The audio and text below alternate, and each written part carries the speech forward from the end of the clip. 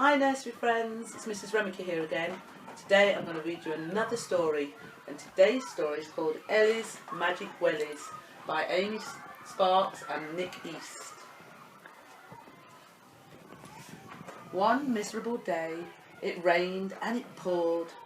Ellie in Pengali was fed up and bored, until at the door came a rat-a-tat-tat, and there stood Aunt Flo with her marvellous hat. "I'm late for the dentist," said Mum. "I must go. But you stay and play with your dear Aunt Flo." Her aunt gave a smile. "You won't be bored, Ellie. I've bought you a pair of fantastic wellies." "Oh, thanks, Auntie Flo. They're great," Ellie cried. "And look, it stopped raining outside." "Just find some puddles," Flo called after Ellie, "and then you'll have fun with those wonderful wellies." Ellie found a big puddle for splashing about, but as she jumped in, a strange creature jumped out. Splish, splash, splosh.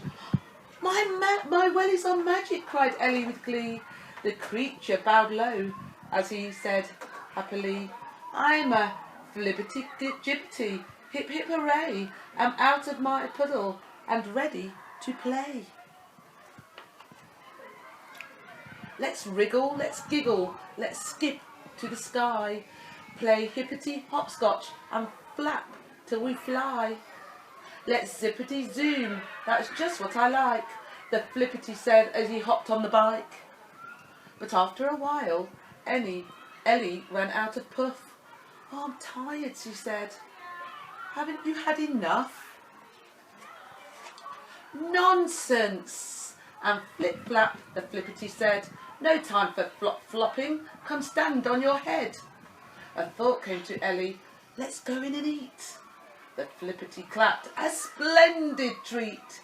He darted inside, flinging open the door, and emptied the fridge out on Mum's kitchen floor.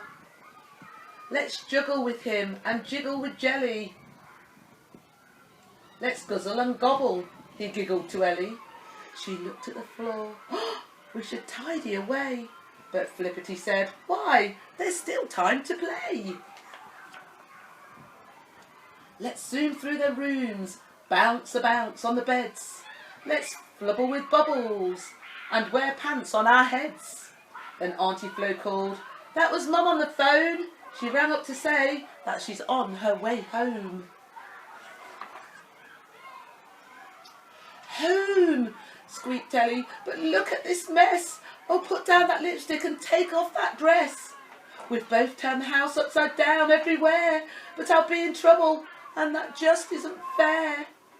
The flippity blushed. "From my tail to my paws, I'm so muchly sorry for trouble I cause." Ellie couldn't stay cross as she watched her friend bow, but she needed a plan, and she needed it now. "I know," said Ellie. "Now listen to me. If we tidy together, how fast could we be?" The flippity clapped. "We'll be quick as a flash, and tidy in half of a tickety-tick." The magical wellies made Ellie's feet zoom, and soon they had straightened up all of the rooms. Then they ran to the garden and found Flippity's puddle. "I'm glad you could play." Ellie gave him a cuddle. So Flappity Flunderful, her new friend, said, "But now I am ready for snoozles in my bed." They held hands and jumped with a fabulous splash, and Flippity vanished as quick as a flash. Just then Mum appeared with Aunt Flo at her side. "Nice wellies," said Mum. "Are you coming inside?"